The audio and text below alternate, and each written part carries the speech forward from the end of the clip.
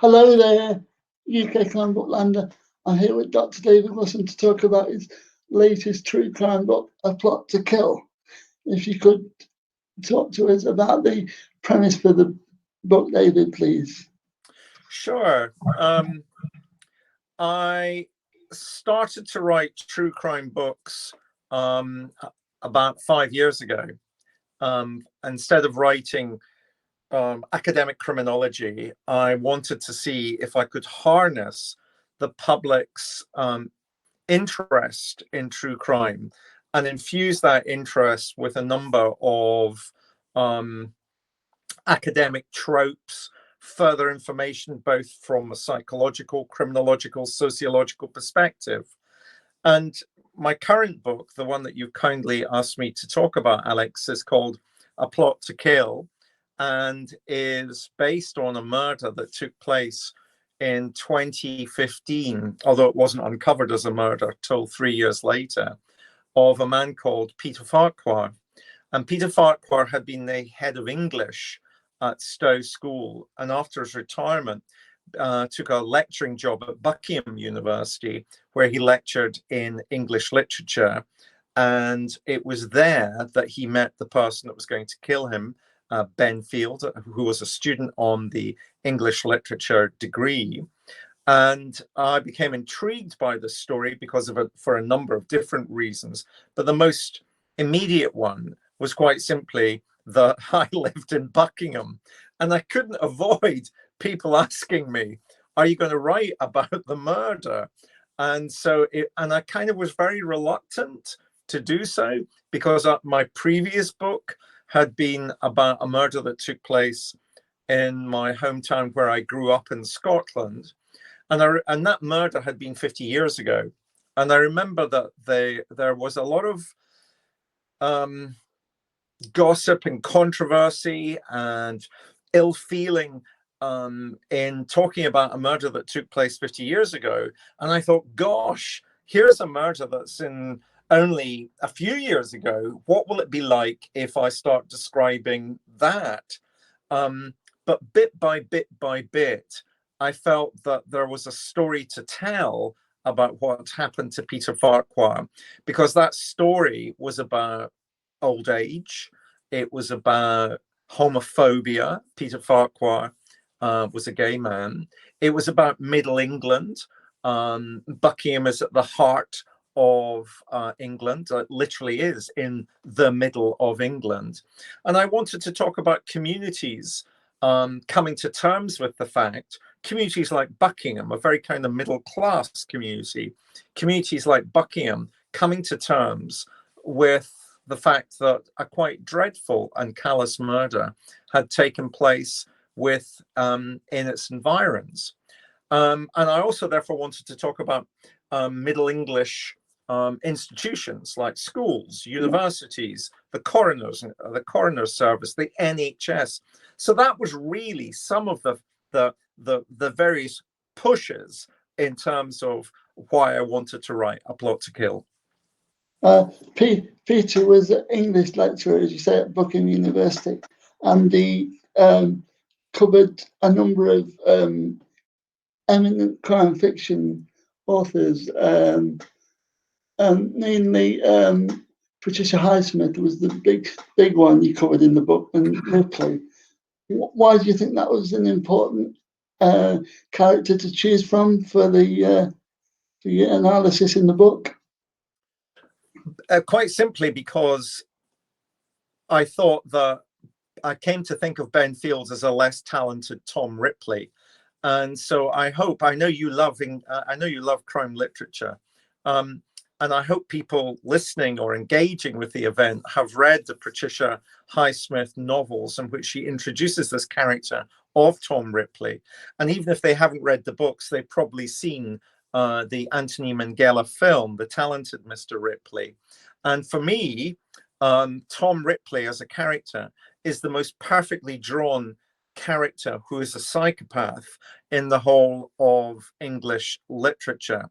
And of course, what Highsmith does, which is a very, very hard trick to pull off, is that she gets her readership to root for Tom Ripley. Even though Tom Ripley is a psychopath and a killer, the reader doesn't really want Tom Ripley to get caught. The reader wants Tom Ripley to succeed. And so in that sense, he's a bit of a forerunner for Dexter. If you've seen the TV series Dexter, where Dexter is a blood spatter analyst for the Miami police, and he's also a serial killer, but you end up rooting for Dexter. So it's a very, very, very extraordinary set of novels that she writes when she writes about Tom Ripley.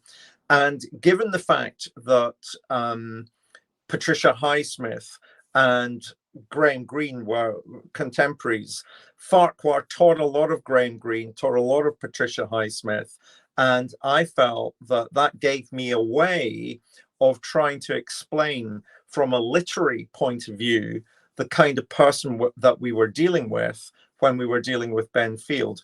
Although I have to say, I also did a proper analysis of Field and his behavior in terms of using the P scan, the psychopathy scan, and I constructed that and applied it to Field within the book.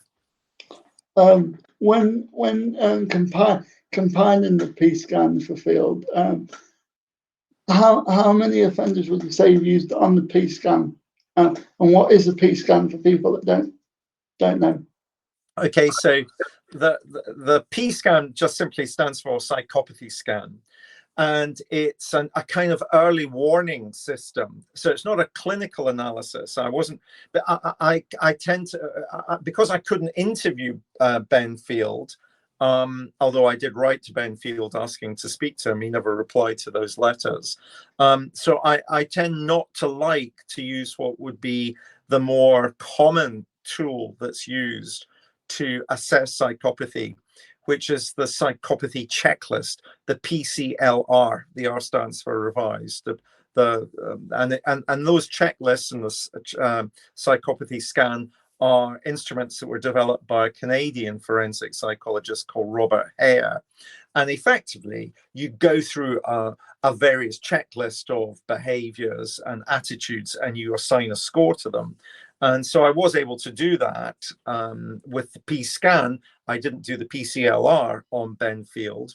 And this would be a very, very common tool that I've certainly used in my professional career as a former prison governor, and would be used fairly regularly within settings such as prisons or police stations or other such institutions in which you were going to be dealing with people who might or might not be psychopathic.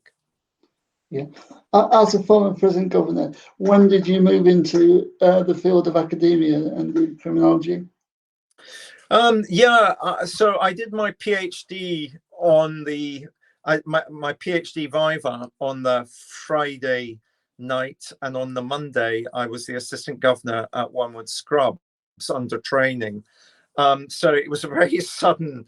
I was going to go simply and pursue an academic career, but I decided that just in the final year before I completed my PhD at Selwyn College in Cambridge, that I wanted to do something different, and I wanted to join the prison service. I wanted to sit the various exams and be taken on by the prison service, which you could be in those days as an assistant governor. So I literally left academia to go into the prison service, stayed in the prison service for some 14 years before resigning and going back into academia. So I've had a very kind of circular route, as it were, Alex, in terms of, study, prison, back to academia. What would you say that your prison work has helped you out with the academia, and as a consequence of that, your books?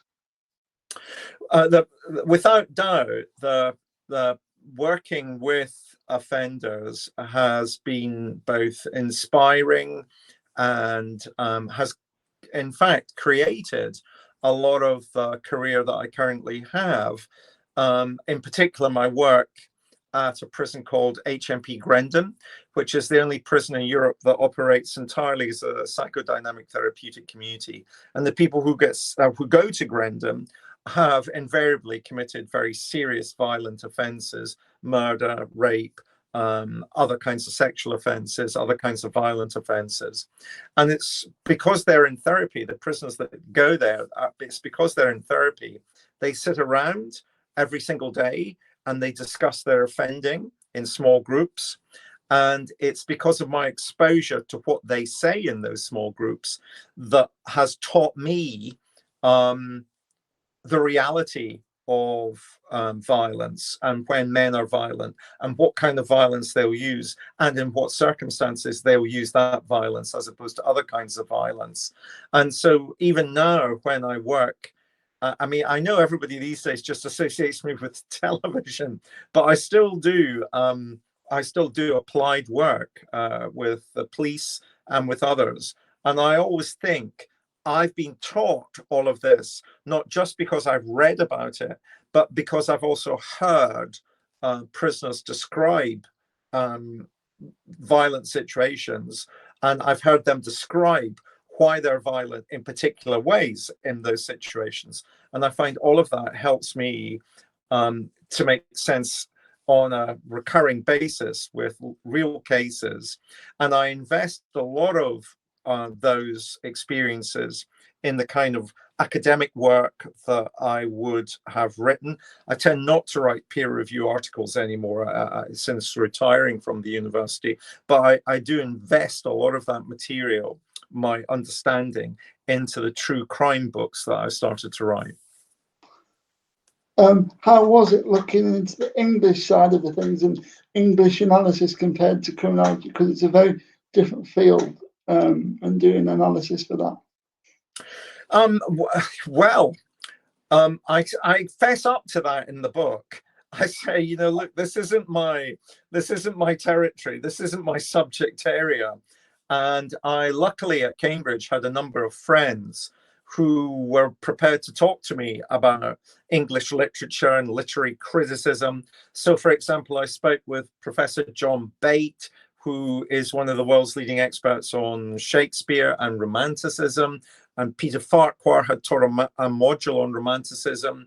So I spoke with Peter Swab, another English lecturer that I spoke with. So I would speak to a number of people in the hope that they could teach me about understanding literary criticism better. But I have to say, when the book was reviewed by the Times reviewed the book, and they said that my literary criticism was ham-fisted. They said very nice things about the book, especially the criminology, but they said my literary criticism was ham-fisted. So maybe I got it wrong. Did you think I got it? Was I ham-fisted, Alex? Well, to be honest, I've not been doing it that long myself, and I have never been criticised by papers, but I know I've got that coming. So whatever I say, I know that I'm going to have to take it with a pinch of salt, because literary criticism is very subjective, isn't it? Well, all I'll say is that, you know, we know instinctively, intuitively, rationally, never to believe the nice things that are said about our books, because if you believe the nice things, you also have to believe the nasty things that are said about your books. So the best thing you can do is ignore everything. But it's just so hard, and it doesn't matter if you get 9 great reviews. The one review that's iffy, you tend to concentrate on that rather than the nice reviews that are rather complimentary. One of the interesting things was when you were talking about romanticism in relation to Field, because I know that was important to Field and how he his method, why he may have decided to kill Peter. I think that he modeled himself on a number of characters, and I used from the Romantic period I used Mary Shelley's Frankenstein because that was one of the novels that Peter had actually taught to Field. And so I looked at the place of Frankenstein and what Frankenstein, how Frankenstein's monster was trying to embed itself in a culture of the time and be a real person. And so I employed that trope. And plus I looked at the 3 books that Peter himself had self-published to see how Field had stolen some of the material from those books and used, well, it's why the book is called A Plot to Kill, because I felt that Field had very much used the final book that Peter had written called A Bitter Heart and made the plot of that novella. It wasn't a very long book, and so I think better deserves the title novella, how he had used the plot of that novella and made it come to life by killing. When it comes to finding the Farquhar's work, was it hard because it would have been self-published? Because sometimes it can be difficult to find self-published work. Amazingly, 2 of his 3 books were still for sale by the publishing house that he had gone to get them published, which was Author House in Milton Keynes. And the 3rd book, which was actually his first book that he wrote, but the final book to be published, that was published by Farquhar Studies that Field himself set up. And that was very difficult to come by. And I relied on a friend of mine who appears in the book, Valerie Sanders, Professor Valerie Sanders, another person who's got a background in English literature, who advised me once or twice. I relied on her to give me access to those books. Buckingham University Library also has copies of the books. And again, therefore, I could rely on those. What was more interesting is that the university, Buckingham University, published Field, the killer. They published his master's dissertation. His master's dissertation was about an Irish poet, and I tried to get access to that, and unbelievably, it was still for sale on Amazon. So I bought his master's dissertation from Amazon, and on Amazon there were 2 5-star reviews of it, and the first 5-star review of Field's master's dissertation, which the university published, came from his father, and I thought that was rather odd. When looking at Field's work on Irish poets, it seems a little bit obscure of a topic to choose. But what did that tell you about his attitude as a writer and person? Well, it was about an Irish poet who actually is very well known. It's just that I didn't know the Irish poet because, as I say, this isn't my world. But Field took a particular perspective in analysing the work of the Irish poet, which was, and forgive me if I mispronounce this, called ergodicity. And that meant, within that method of analysis, that the reader, it has just as much power to interpret the work as the author has, and therefore you don't prioritize the author's intent more than you might prioritize your own intent.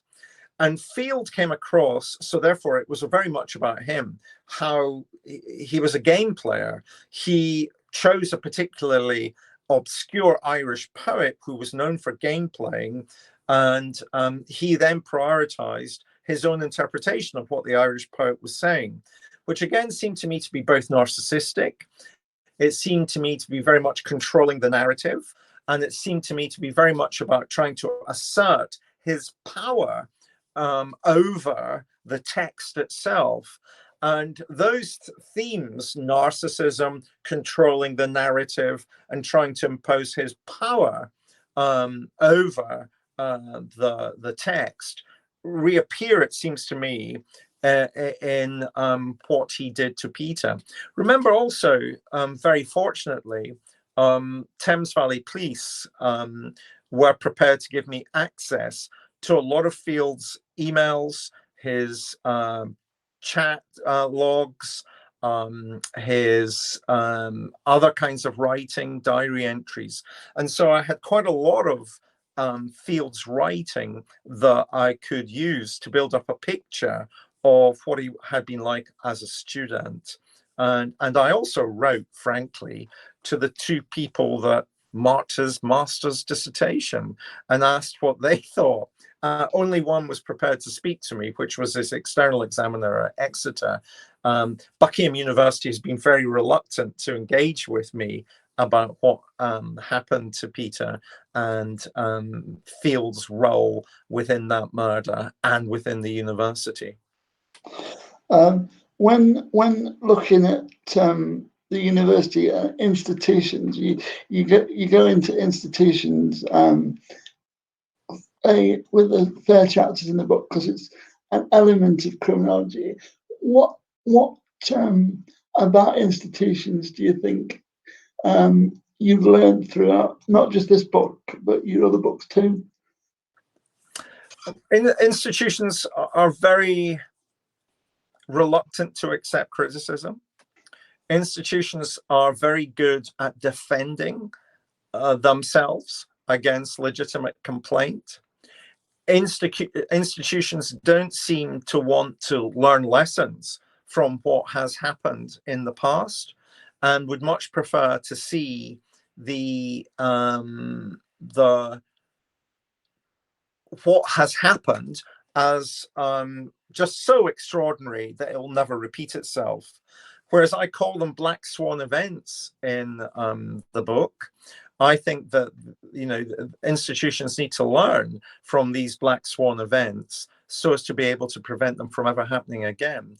And in particular, the institutions that come under my criticism in the book are particularly the Church of England, because of its approach to men who are gay, who are also Christian, which was the situation for Peter Farquhar, and may well have been the situation for Ben Field, although I think his sexuality, because he was, in my view, psychopathic, I think his sexuality was just simply, you know, he would have sex with whoever he thought was going to be of use to him. So the institution of the Church of England comes under a great deal of criticism.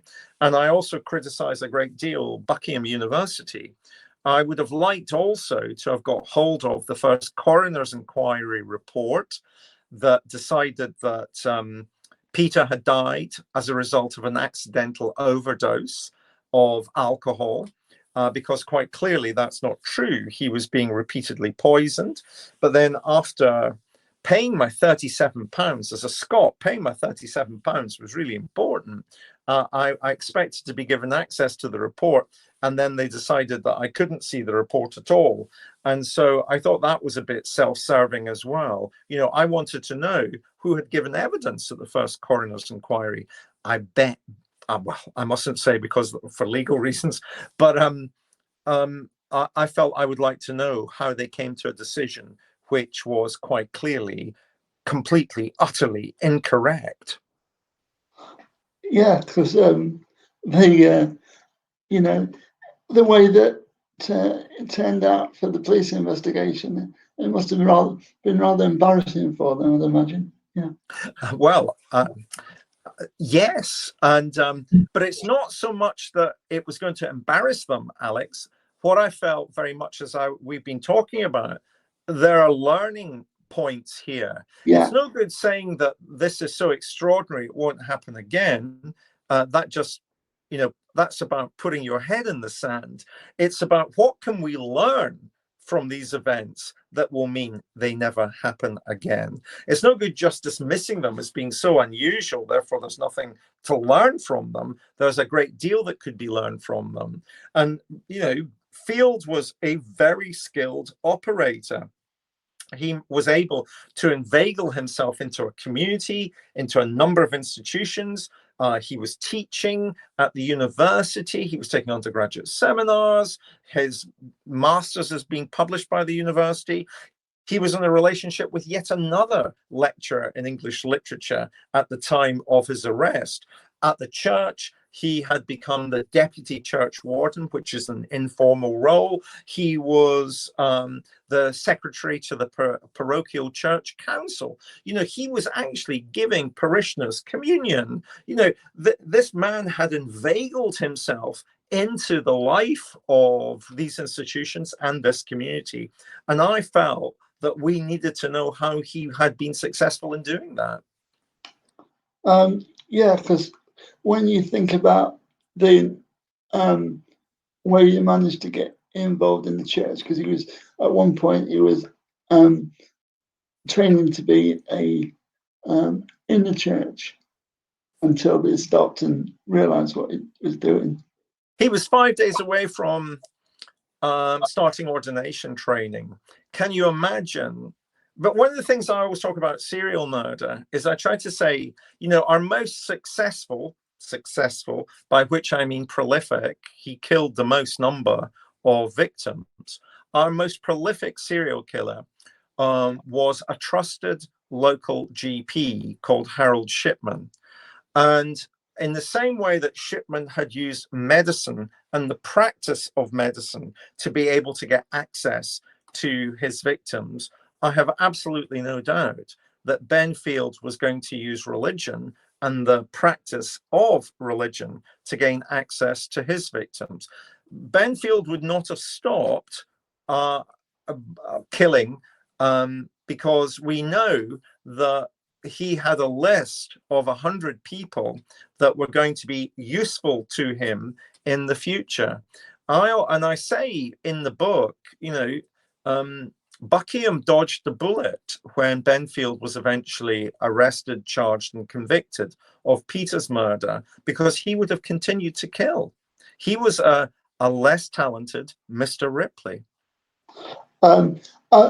This afternoon, I watched the Channel 4 documentary on the case, and I was amazed that he didn't try and escape and run away, and is happy to still live with his parents. I mean, how common is that the killers you've interviewed and people that you've studied are that arrogant in that belief? No, that's very common. The narcissism is very, very common in a significant number of repeat murderers, serial killers. That narcissism is very much part of their personality. And the reason why he didn't try to run away is he thought he was cleverer than everybody else. He thought he could outfox the police. He thought, and I saw that for myself when I attended the trial at Oxford Crown Court. I mean, he saw himself on a par with the prosecuting barrister. He thought, you know, I talk about him being almost, you know, you know, you've been at university yourself, so you know there were sometimes those really clever people in seminars that wanted to show off because they had all the answers and read all the books. That was very much like Benfield. He thought he was the cleverest kid on the block, and therefore he didn't need to run away because, well, he was going to get away with it. And actually, he very nearly did. Yeah, because if he'd stopped with Peter, he might well have got away with it completely, I think. Yeah, exactly. But of course, in the same way that he had a list of 100 others, he then moved on. He'd been successful. One of the things I was never successfully able to answer was, you know, he got a lot of money after Peter's death and after the sale of Peter's house, but money wasn't you know, Ben Field wasn't living life in the fast lane. He did buy a flat in Toaster, if I remember rightly. But, you know, one of the things that's always confused me is I wanted to know much more about his motivation, about why he was doing what he was doing, and why he would have continued to have done what he had been doing. And that would have been one of the areas that I would have spent a long time talking to him about, had he accepted my invitation to either write to me or to allow me to visit and interview him. When you have successfully interviewed other killers before, how communicative are they generally, or are they not very open with what they want to tell you?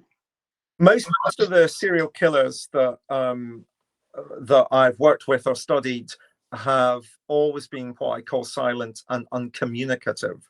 They very rarely talk about the murders that they've committed or other murders they're suspected of having committed. The one serial killer that spoke at length, ad nauseam, at me constantly, wrote screeds of letters. I'm sitting in an office where I know I've boxed up his correspondence, was Dennis Nielsen. Dennis Nielsen spoke endlessly about murder, but he very much spoke at me, not with me, and was very reluctant to allow me to pursue bits of the narrative that I would have preferred to have pursued, because he very much, in the same way I used the phrase control the narrative, he wanted to control the narrative of what was being discussed, because he was very, like many of the serial killers, again, that I've studied or worked with, they like controlling their brand. They like to keep a real handle on you know, who they are, what they've done, what they've not done, what they might be prepared to discuss in the future, what they're not prepared to discuss. They're very narcissistic, but also very controlling of the picture that they want to paint. And therefore that means, for the vast majority of them, with the exception of someone like Nielsen, most of them will not talk about their murders. So it really is only in the movies or in TV programs, or indeed in literature, that they have the serial killer that always wants to spill the beans about why they've done what they've done and other crimes that they've committed but never admitted to in the past. Given that killers generally don't want to spill the beans, is it easier to look at historical cases like you did in one of the earlier books to give you more time to focus on the analysis, or was it harder? The previous book was called Signs of Murder, about a murder in my hometown called Carluke. I felt I was able to take the reader to a much greater, a much more involved criminological place in that book than I was able to do in this book. And that was primarily because with this book, I really didn't want A Plot to Kill to simply be a carbon copy of what I had written about in Carluke. I wanted this book to very much be about, I started the research before COVID, continued it during the lockdown. And so the book very much was about, has been infused by some of that, because I was amazed at all the people who were in care homes dying. You know, the numbers of people dying in care homes was quite extraordinary. And I couldn't ignore the fact that Peter was in his mid-70s, and therefore lots of people were like, oh, well, he was in his mid-70s. And that kind of just made me think, why are the elderly in our culture so, why are they so silenced? Why don't they seem to have power or agency in our culture? And why don't we question why they've died? just because they're in their 70s or indeed their 80s or 90s. It doesn't mean to say that, oh, well, they've died, we have no questions to ask because of their age. That lack of questioning was around what I wanted to write about, as well as all those things that we had previously discussed about Middle England and the hypocrisy of Middle England and the institutions that prop up Middle England. I wanted to really try and forensically start discussing some of those institutions, particularly the church, particularly universities and education more generally, but also the National Health Service. It seemed to me that Peter reached out to a number of doctors asking for help, and well, they didn't give him the help that he needed. What is it about the way that society treats its elderly that you learned as a criminologist throughout your time of studying and as in prisons too? Well, I'll tell you this. I usually, because of course people know me a lot as a consequence of writing or doing TV programs about murder, and especially about serial murder, I usually start by saying that I never really think about the psychological motivation of the serial killer. I look instead at the groups serial murderers are able to victimize.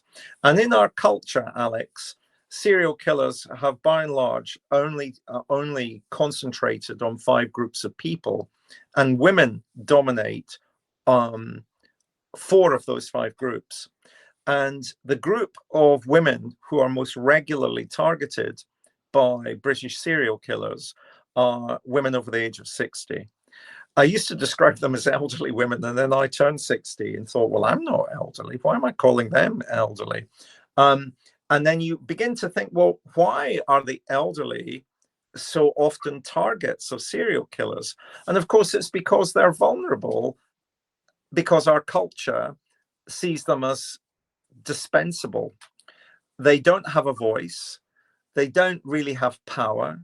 We don't question. They're often never even visited. You know, one of the reasons why Shipman was so successful as a serial killer is that he was often the only person visiting that elderly patient from one week to the next. It's one of the reasons why a number of them died wearing their best clothes, because they would often dress up because the doctor was coming to call. You know, it's absolutely tragic. And nobody really questioned their deaths until it became so obvious and so overwhelming when Shipman started to, on his final victim, he forged her will. And her daughter was a lawyer, and her daughter said, my mother would never have changed her will to favor her doctor, and that's not her signature. So for me, the big thing is learning about vulnerability. Why are people, women over the age of 60, vulnerable to attack? They're vulnerable to attack is because they're seen as being dispensable and nobody questions. And that really also was the situation with Peter until Field moved on to target another elderly person in the community of Buckingham. Peter's death was just simply accepted as an accident, and it wasn't an accident at all. And by the way, the only group of men that are targeted overwhelmingly by serial killers are gay men. So I try and make people think about homophobia. And the next group of women who are targeted by serial killers are sex workers. And so, and therefore, if we had a grown-up debate about sex work in this country, we could do a lot to reduce the incidence of serial murder. How do you think that those categories of people have been depicted in fiction? I know that you've only generally covered the fiction angle in this book, but I just think that victims as a category are always interesting to me when I'm looking at why the author's chosen that particular victim for the novel. Absolutely right. And I'm going to bow to your greater knowledge about crime fiction than my own. But let me put it this way. the very first true crime book that I wrote was about, because I had worked in Ipswich. I did a lot of work in Ipswich in 2006, when a serial killer called Steve Wright was targeting sex workers in Ipswich. And that book was the very first true crime book that put the picture, and I had to insist on this, that put the pictures of the victims on the front cover and not the picture of the killer. And victims and their stories are often relegated to the psychology and motivation of the killer, which is put front and center. That for me isn't good enough.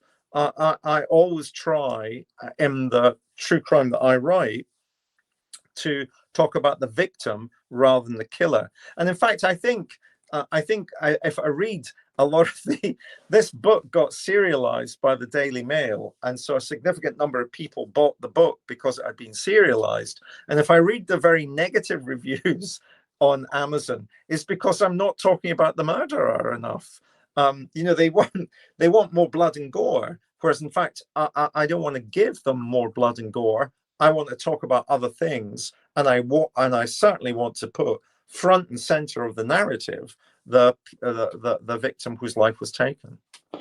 What was it about the elements of Peter's own work that you found the most interesting bit about his 3 books that you decided to put in? I wanted to build up a picture about him as a teacher, and one of his books was very much about a teacher at a boarding school, which of course mirrors the work that he had performed at Stowe, which is a public school very close to Buckingham. And so I wanted to take a lot of what he had written in that book, which is called Between Boy and Man, which is a quote from Shakespeare. I wanted to bring a lot of that book into A Plot to Kill.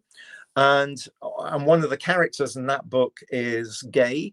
And so, of course, that was, I think, reflecting a lot on what it must have been like for Peter as a gay man teaching in what had initially been a boys' boarding school and then became co-educational. And in relation to the very last book that he wrote, but not the last book to be published, I wanted to take a great deal of the plot from that book, because it was the plot from that book, A Bitter Heart, that you see being aped by Ben Field in how he carries out the murder of Peter. When looking at Buckingham, because you live in Buckingham yourself or near Buckingham, what was the impact on the town of the case, and what did you find as you were researching it? I found as I was researching it, everybody wanted to talk to me about it. I mean, I was constantly being asked questions, and therefore I couldn't escape conversation about it.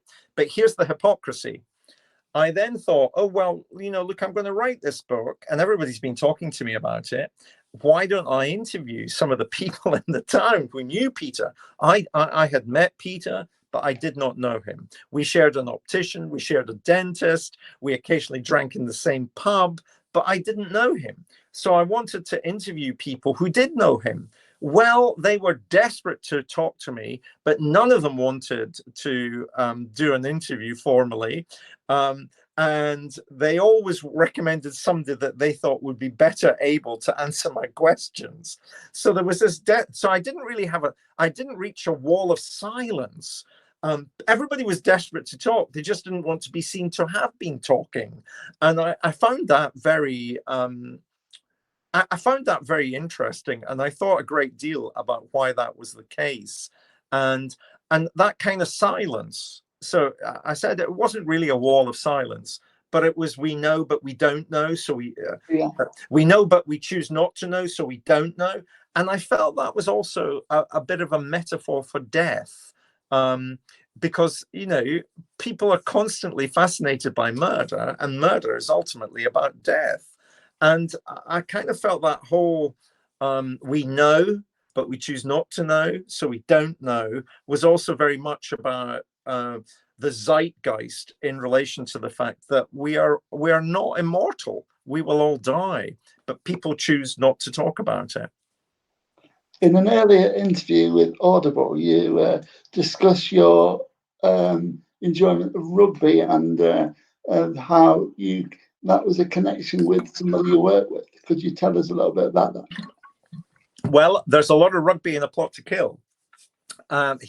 Peter lived very close to Buckingham Rugby Club, and the pub that he drank in regularly is where a lot of the rugby players go and drink, and I myself have drunk in that pub. And there's a lot about rugby in the book. It was rugby really that set me on you asked very way back at the very beginning of this interview, you asked about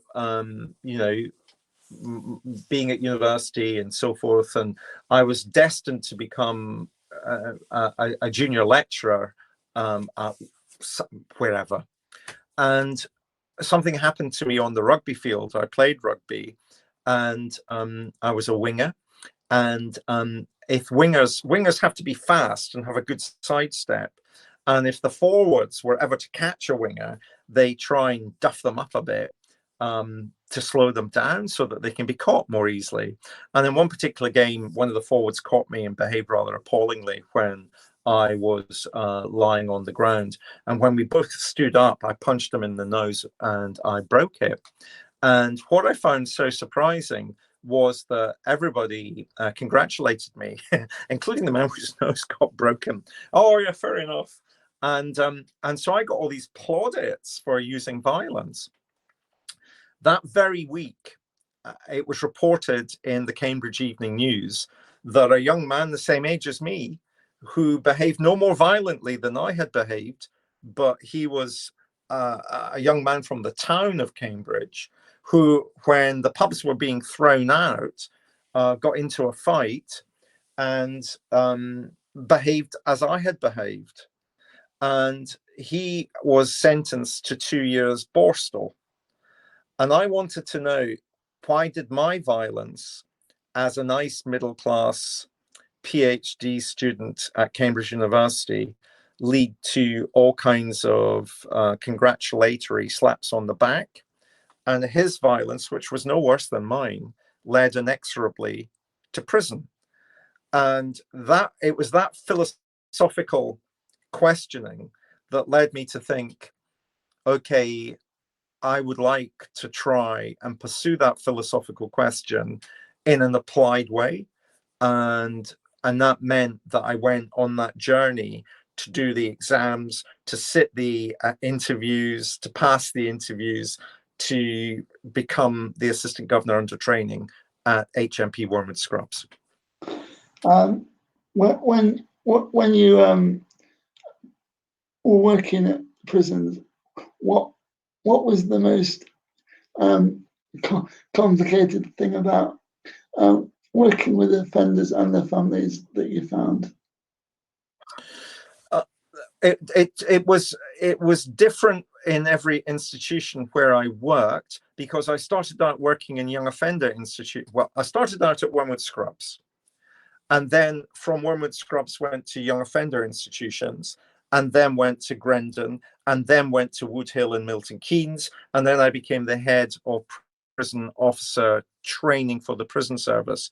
Now, each of those different institutions brought different tensions or problems or opportunities with working with offenders and their families. When you were working with young offenders, there was quite clearly a lot more that one could do to try and get them on, to try and kind of get them on off of crime and into something that was positive by giving them access to education or to a training. And often you could harness the willingness of the family to become involved in that process.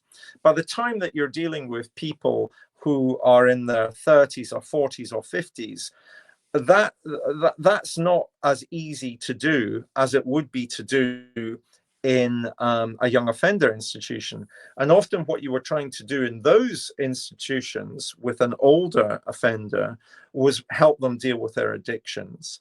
either to alcohol or to drugs, help them deal with their underlying mental health issues, help them to deal with issues in relation to finding somewhere to live when they were going to be released.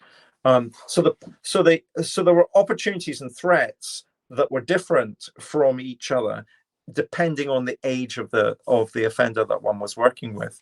And then in Grendon, of course, the prison operates as a psychodynamic therapeutic community. Really, nobody was ever released into the community from Grendon.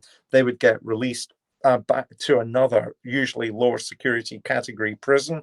And in that prison, really what I was doing was making sure that they were committed to therapy and making sure that therapy operated appropriately on a day-to-day basis with the relevant and correct number of support for the staff who were taking part in therapy too. Yeah. Do you still have contact with some of the people you used to work with in your work now? All the time. Yeah, I keep in contact all the time. I do both with prisoners, ex-prisoners, and staff and ex-staff.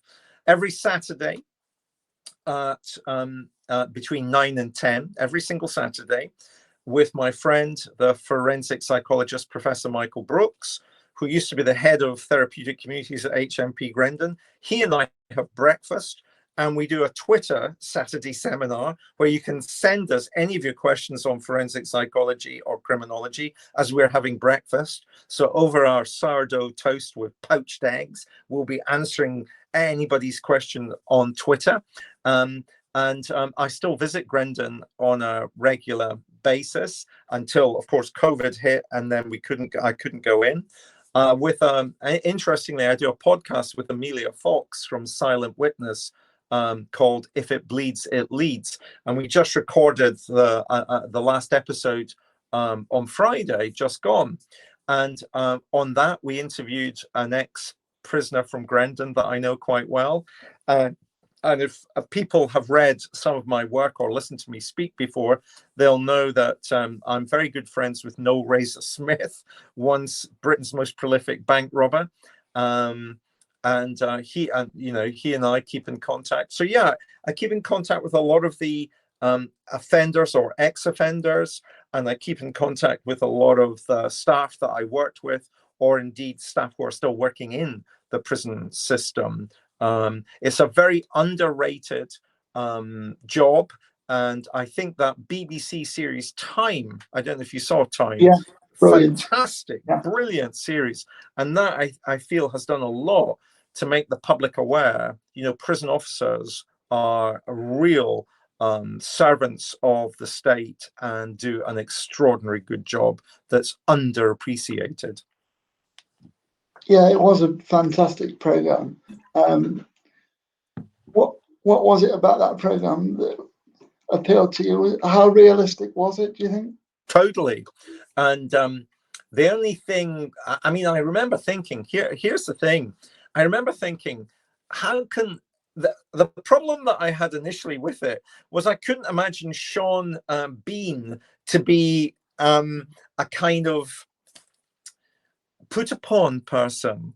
I kept thinking he was going to be Ned Stark, and at any minute he would kind of just produce a sword and win battles and stuff. And so I really had to focus on Sean Bean not being Ned Stark and actually being somebody that couldn't look after himself in an alien environment. And I willed him to deal with the prisoner that kept taking the telephone from him. And then the parallel story of the prison officer being corrupted and forced to bring in contraband because of his son, that to me seemed incredibly well drawn and all too sadly true. Again, though, we were opening up the territory of what it's like for a prison officer and the stresses and strains that they have to go through. So yeah, I thought it was very true to life. Jimmy McGovern's script I thought was excellent. I thought the acting was extraordinary, and I thought it served a real public service purpose. You don't normally hear those kinds of phrases, do you? Because I think it opened up the closed world of prison for a much better popular scrutiny of what prisons are really like, as opposed to how they're portrayed. What have you learned from working with Emilia when you did that Channel 4 program with her on historical cases? I think Emilia is a very good friend, and we really tried very hard to present, in the same way I try to write true crime in a different way. Emilia and I were trying to present true crime documentary in a completely different way, as unfolding drama. And some people got it and other people didn't get it. But can I just tell you, it's been recommissioned, so it's coming back. Yeah. And what I learned from Emilia was sometimes, I'm a lecturer. That's what I do. So when I speak sometimes, I hope I haven't been doing it tonight, Alex. When I speak sometimes, I feel as if I'm projecting my voice to the furthest end of the lecture theatre. And I certainly learned from Emilia that I didn't need to do that, that I could keep my voice much lower and quieter, and it could still have the same impact, depending on the inflection of my voice. The other thing I learned from Emilia is that she has got a wicked sense of humor, and we laugh constantly. I mean, we have a great time working together, and I think that comes out more on the podcast. If it bleeds, it leads, than it does in the documentaries that we make together, because of course the documentaries have got a very serious subject at their heart. But when we're in the podcast, we're allowed to laugh and joke a bit more, and you get a wee flavour of the kind of relationship that we've actually got. Well, I'll be really intrigued to see what cases you come back with the new programme. But as to close it, I was just curious as to what it was like for reading your own audiobook, because I am reading books through audio, and of course it was you reading it. So what's that like? Well, it's horrendous. It's 3 days of 8 hours a day, so 24 hours. You're sitting in a booth with a microphone, and through the glass is a sound engineer who is like a Nazi. They listen for every single mistake that you make, and it's like a war between us. And I usually resort to, that's just how I pronounce that word. Or I say, I wrote the bloody book. That's what I meant. They go, well, you said this, and then that's what you've written. So I find it really stressful. It's 3 days of torture in that sound booth. But people seem to like it. And thank you for listening to the audio version of it. And the other thing that always happens at the end of the 3 days is I catch a cold, because obviously all I've been doing is talking and talking and talking and talking and talking. What is coming up for you next? Because we've only got a few minutes, and just curious as to what's next for you. So I'm writing the follow-up to A Plot to Kill at the minute, which I've tentatively called Little House of Horrors. And I've also started filming my new BBC series in Scotland's just started. You can get that on Sky. So if you don't live in Scotland, you can still get BBC Scotland. And that's called David Wilson's Crime Files. And that runs for another 10 weeks. And then I'll start filming the follow-up series to In the Footsteps of Killers for Channel 4. And so, yeah, there's a lot on. Plus, don't forget, I still lecture 1 day a week to undergraduate students in criminology. And sadly, again, because of COVID, I won't be lecturing in the way that I'm used to lecturing, which is in the lecture theatre, but my lectures will be online. Well, thank you so much for that. And I shall doubtless probably see you in January, because after you told me about it, I'll more than likely see you in person. Well, it'd be lovely. It would be lovely to see you, Alex. And thank you very much for inviting me to talk.